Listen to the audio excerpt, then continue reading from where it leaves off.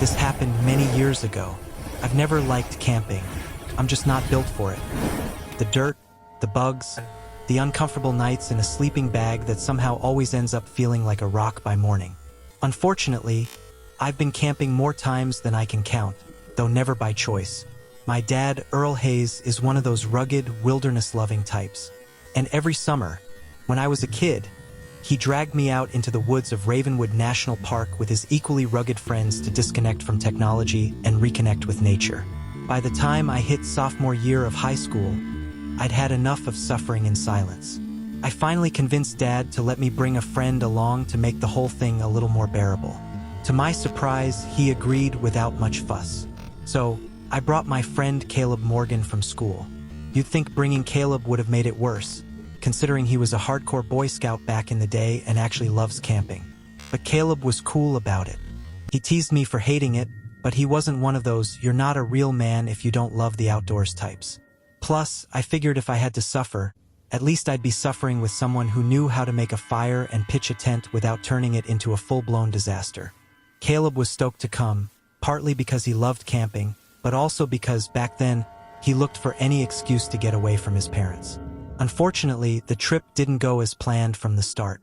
One of Dad's friends had messed up the campsite booking.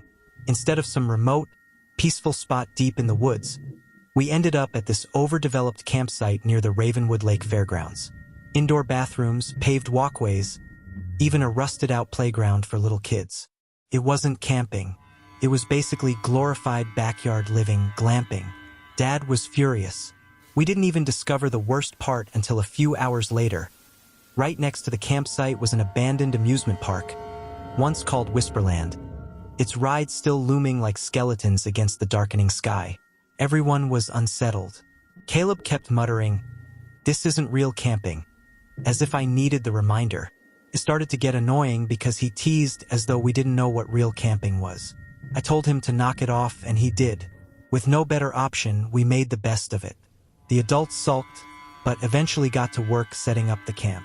Caleb stepped up, pitching the tent in minutes, knots tied perfectly, the rainfly secure, the whole thing staked as if out of a manual. Even Dad, who never gave compliments unless someone was bleeding or unconscious, nodded in approval, which honestly got under my skin. Caleb and I were sharing a tent. Once everything was set up and dinner was done, we slipped away under the excuse of organizing our stuff.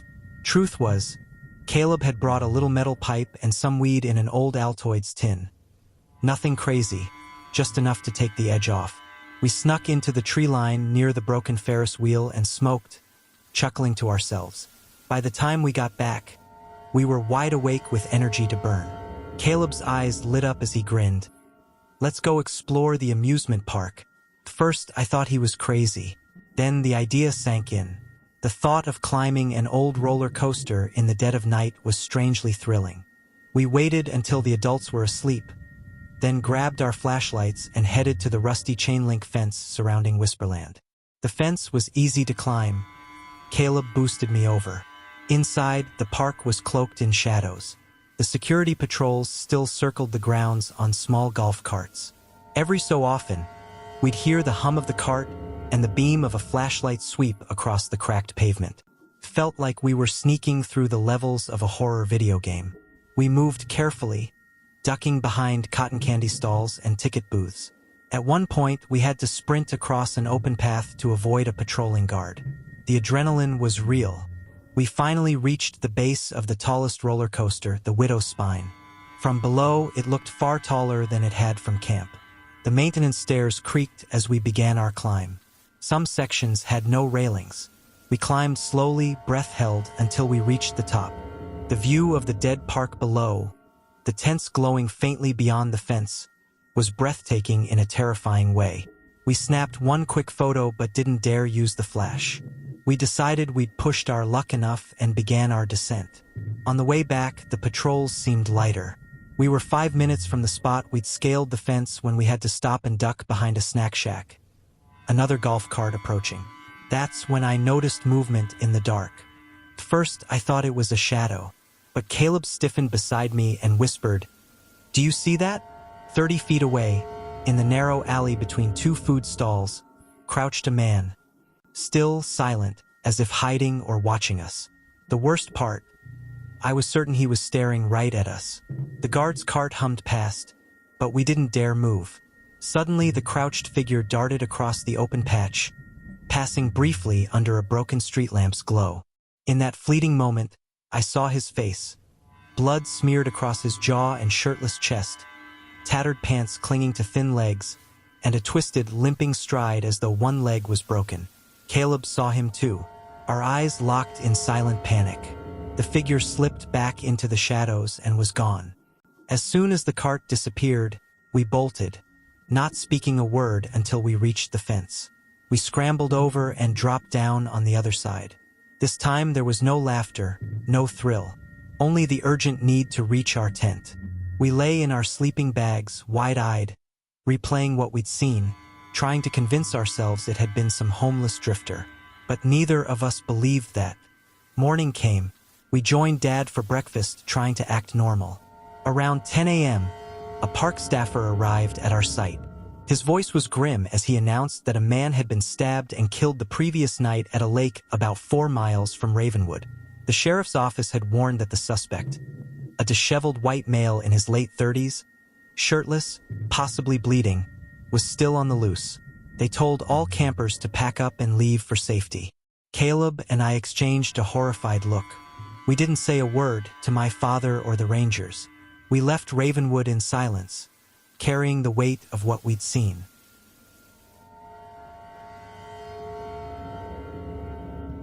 His story isn't from my childhood.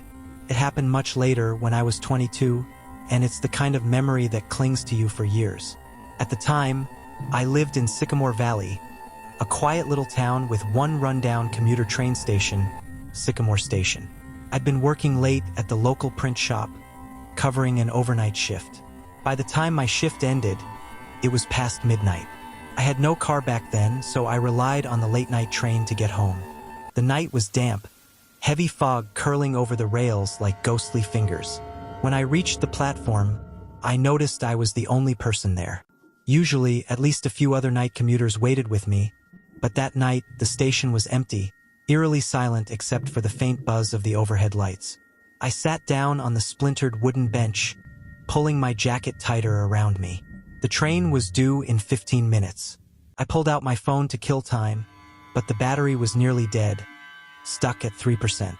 The screen flickered as I scrolled through messages I'd already read 10 times. That's when I heard it. A slow, dragging sound like footsteps, but too soft and uneven to be someone just walking normally. At first, I told myself it was the wind shifting gravel near the tracks. But then it came again. Scrape, step, scrape, step. I froze, phone still in my hand, and looked up.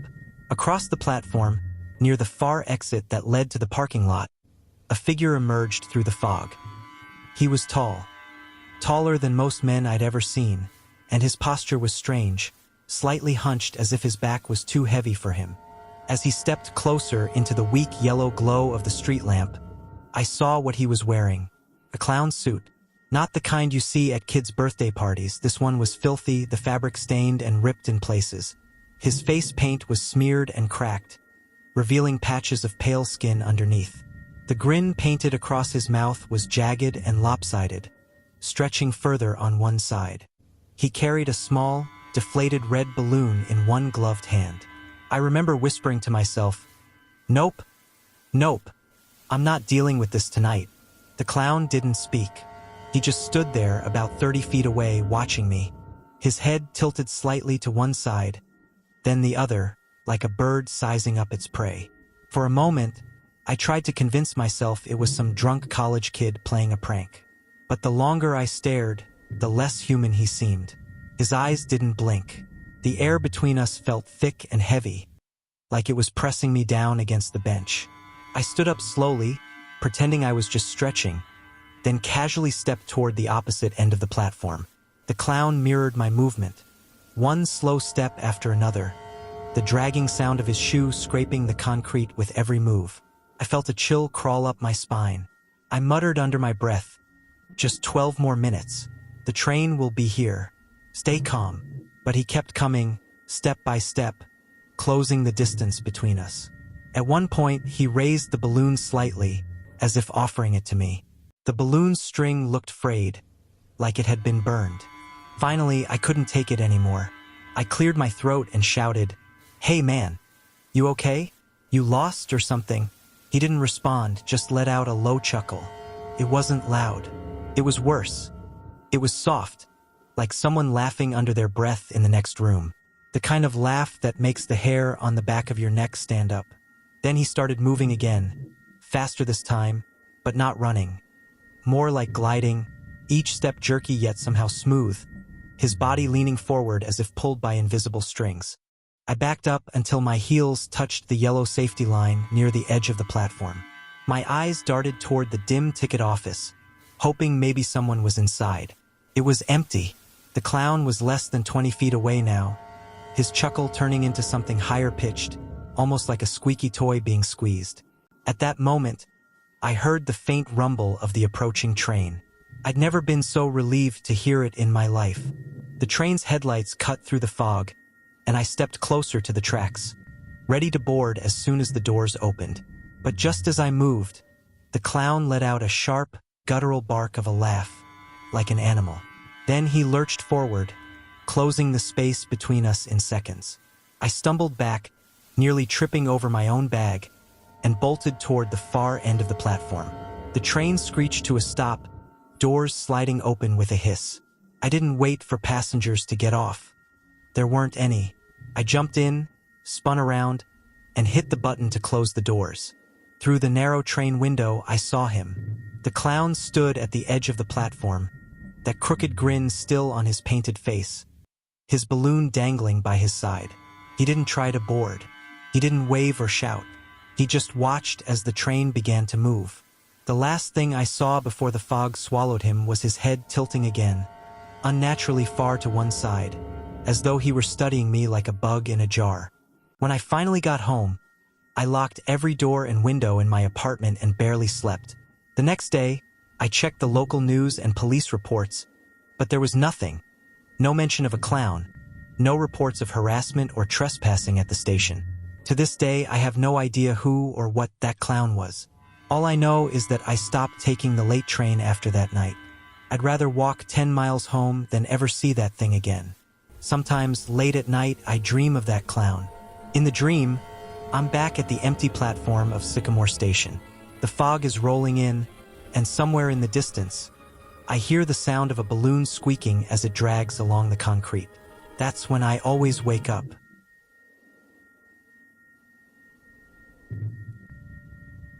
I've been with my security company for a good while now, 6 years, give or take. Thanks to that time and training, I had seniority over most of the other guards. I've worked all kinds of posts: retail stores, corporate lobbies, late-night patrol routes in industrial areas. But this job at Black Hollow Lake Resort, that one sticks with me. It wasn't just another post. It was a nightmare waiting to happen.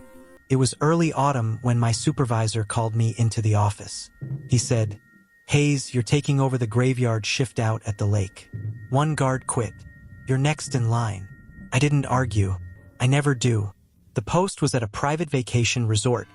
Cabins and a big old 2-story lodge built near the water's edge.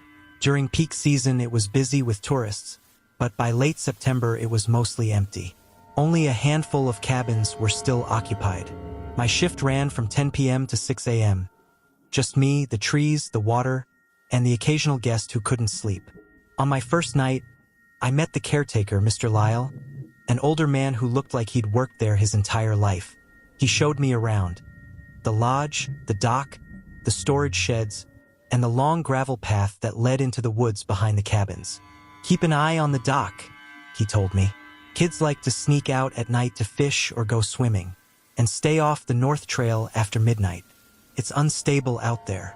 I asked what he meant by unstable, but he just shook his head. Before he left, he added, "Radio me if you hear anything strange. This place, it's got history."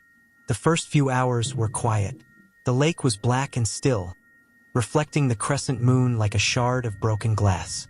Every so often I'd hear the wooden dock creak as the water shifted beneath it. I did a round through the cabins. Most were dark, Two had lights on, meaning guests were still awake. The silence of the woods felt heavier than usual, like the trees themselves were leaning closer to listen. Around 1:15 a.m., I heard a sharp knock echo from somewhere down the row of cabins. It wasn't a guest knocking politely. It was loud, deliberate 3 hard raps. I walked toward the sound and found myself in front of cabin 3, which I knew was unoccupied. I called out, "Security. Anyone there?" No answer. I tried the door. It was locked. I circled the cabin, my flashlight beam cutting through the dark. Nothing. No footprints on the damp ground. Still, I couldn't shake the feeling someone had been standing just on the other side of that door when I knocked back. At 2:40 a.m., while sitting in the small security hut near the lodge, I heard slow, heavy footsteps on the wooden dock. I grabbed my flashlight and headed out. The night was misting by then, thin fog rolling low across the lake. The footsteps continued, creak, creak, creak, like someone walking toward the end of the dock. But when I got there, no one was in sight. I shone the light across the water, only ripples spreading outward, as if something had just slipped beneath the surface. The radio on my hip crackled softly, though no one spoke. I decided to sweep the north trail despite Lyle's warning. The trail was narrow, covered in pine needles that muffled my steps. Halfway down, my beam caught a figure, tall, thin, standing motionless between 2 trees. I called out, "Sir, you're not supposed to be out here." The figure shifted slightly, and that's when I realized I wasn't seeing a person. It was a silhouette, darker than the night around it. No features, no face, just a void in the shape of a man. Before I could react, it stepped backward into the trees and vanished. At 3:12 a.m., as I was heading back, a scream echoed across the water. It was sharp and short, like someone had been startled or pulled under. I ran to the dock, scanning the lake with my flashlight. Nothing but the mist, shifting and curling as if something unseen moved beneath it. I radioed Lyle. His voice came back, calm but tight. "Get back to the lodge. Lock the doors. Don't go near the water again tonight." I did as he said. Back at the lodge, I secured every door and window. The old building groaned under the weight of the wind, every creak sounding like footsteps on the upper floor. At one point, I thought I saw someone standing at the edge of the tree line outside, but when I blinked, the shape was gone.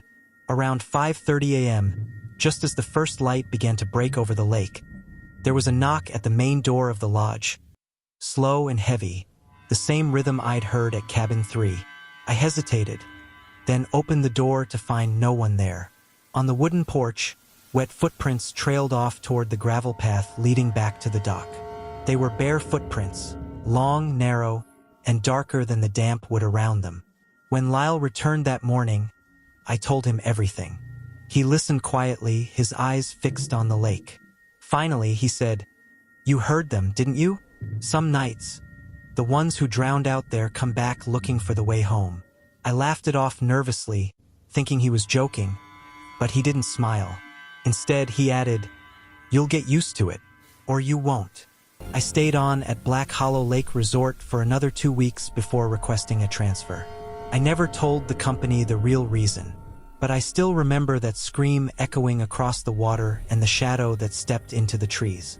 And sometimes, when I pass by a quiet lake at night, I find myself listening, waiting to hear the creak of footsteps on an empty dock.